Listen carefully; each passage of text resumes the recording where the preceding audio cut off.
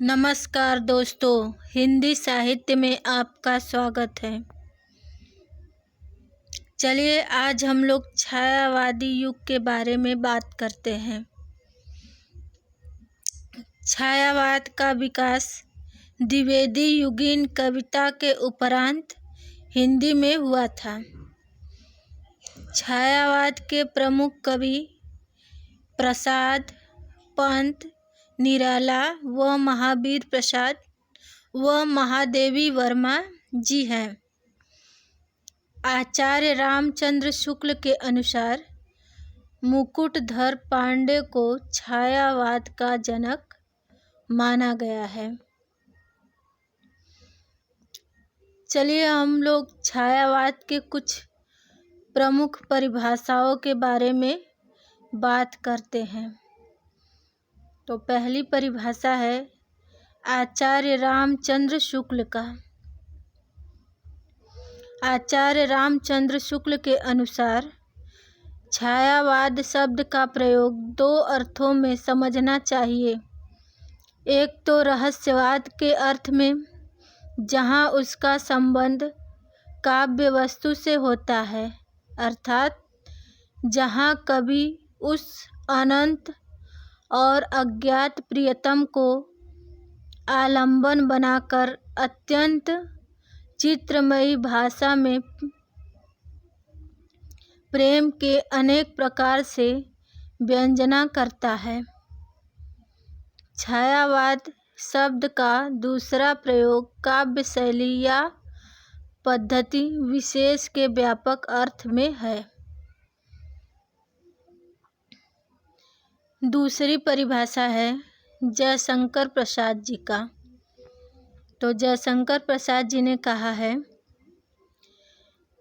जब वेदना के आधार पर स्वानुभूतिमयी अभिव्यक्ति होने लगी, तब हिंदी में उसे छायावाद के नाम से अभिहित किया गया। ध्वन्यात्मकता, लाक्षणिकता, सौंदर्यमयी प्रतीक विधान तथा उपचार वक्रता के साथ स्वानुभूति की विवृत्ति छायावाद की विशेषताएं हैं। तीसरी परिभाषा है डॉक्टर राम कुमार वर्मा की। इन्होंने कहा है, परमात्मा की छाया आत्मा में, आत्मा की छाया परमात्मा में पड़ने लगती है, तब छायावाद की सृष्टि होती है। और चौथा परिभाषा है डॉक्टर नागेंद्र की। डॉक्टर नागेंद्र ने कहा है, छायावाद स्थूल के प्रति सूक्ष्म का विद्रोह है। छायावाद एक विशेष प्रकार की भाव पद्धति है, जीवन के प्रति एक विशेष भावात्मक दृष्टिकोण है। ये कुछ परिभाषाएं थी छायावाद के लिए। अब हम लोग छायावाद युग की कुछ विशेषताएं भी पढ़ते हैं, या छायावाद युग की विशेषताएं क्या क्या हैं, चलिए वो हम लोग जानते हैं। तो सबसे पहले सुमित्रानंदन पंत जी ने कहा कि कविता का जन्म ही वियोग व्यथा से हुआ होगा तथा उस प्रेमी के आहों ने कविता का रूप धारण किया होगा। उनकी एक कविता है, वियोगी होगा पहला कवि, आह से उपजा होगा गान, निकलकर आँखों से चुपचाप बही होगी कविता अनजान। पंत जी ने कहा कि वह कभी ही वियोगी होगा क्योंकि उसके प्रेमी के आहों से कविता का रूप धारण किया होगा। और दूसरी विशेषता है कि छायावादी कवि में नारी के प्रति सम्मान का दृष्टिकोण अपनाया गया है। वह दया, क्षमा, करुणा और प्रेम की देवी है। अपने इन्हीं गुणों के कारण वह श्रद्धा का पात्र भी है। जयशंकर प्रसाद की एक बहुत ही प्रसिद्ध पंक्ति है, नारी तुम केवल श्रद्धा हो, विश्वास रजत नग पग तल में, पीयूष स्रोत सी बहा करो, जीवन के सुंदर समतल में। अर्थात पंत जी ने कहा कि नारी देवी है, माँ है, सहचरी है आदि कहकर नारी के प्रति अपने आदर का परिचय इन्होंने दिया है। प्रसाद जी के हृदय में नारी का बहुत ऊंचा स्थान था। और तीसरा है रहस्य भावना या रहस्यवादी भावना, जिसमें एक कविता है, न जाने कौन आए द्युतिमान, जान मुझको अबोध अज्ञान, सुझाते हो तुम पथ अनजान, फूंक देते छिद्रों में ज्ञान। और चौथा विशेषता है प्रकृति चित्रण का।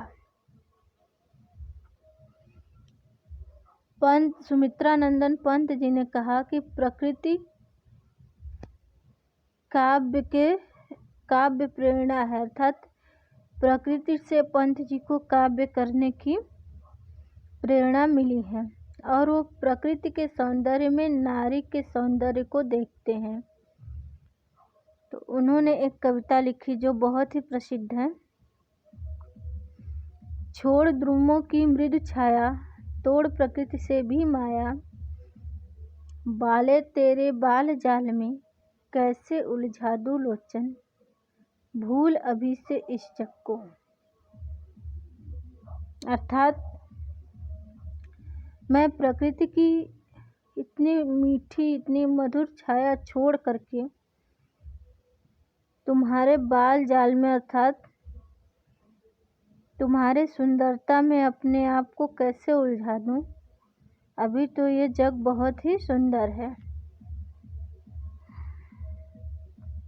तो इसी संदर्भ में डॉक्टर राम कुमार वर्मा ने कहा है कि छायावाद को प्रकृतिवाद का संज्ञा देते हुए इन्होंने लिखा, प्रकृति का क्षेत्र ही इन कवियों की कविता का क्षेत्र है। ऐसी स्थिति में इस कविता को यदि छायावाद के बजाय प्रकृतिवाद कहें तो अधिक युक्तिसंगत होगा। और छायावाद की एक विशेषता और भी है कि इसमें दुख और वेदना की अधिकता है। जैसे महादेवी वर्मा जी ने लिखा, मैं नीर भरी दुख की बदली, मैं नीर भरी दुख की बदली, विस्तृत नभ का कोई कोना, मेरा न कभी अपना होना, परिचय इतना इतिहास यही, उमड़ी कल थी मिट आज चली। महादेवी वर्मा जी ने गद्य और पद्य दोनों ही लिखा है, जिसमें दुखवाद और करुणा के भाव की प्रधानता है। और महादेवी वर्मा जी के जीवन पर बौद्ध धर्म का भी अधिक प्रभाव पड़ा है।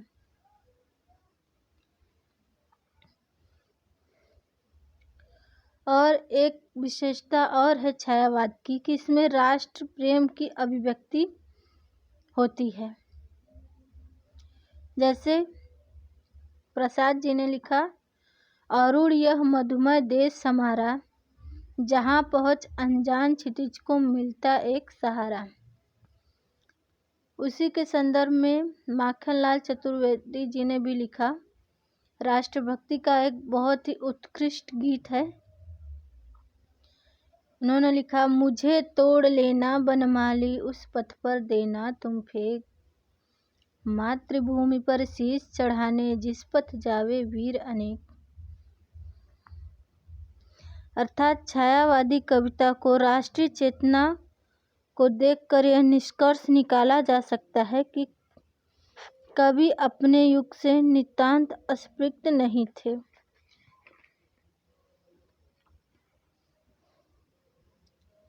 तो छायावाद के प्रमुख कवियों के नाम प्रसाद, पंत, निराला एवं महादेवी वर्मा जी हैं। छायावाद पर दोस्तों हमारा यह वीडियो कैसा लगा, आप लोग ज़रूर से ज़रूर लाइक करें, शेयर करें तथा सब्सक्राइब करें और ऐसे वीडियो देखने के लिए नीचे प्यारे प्यारे से कमेंट करें। धन्यवाद।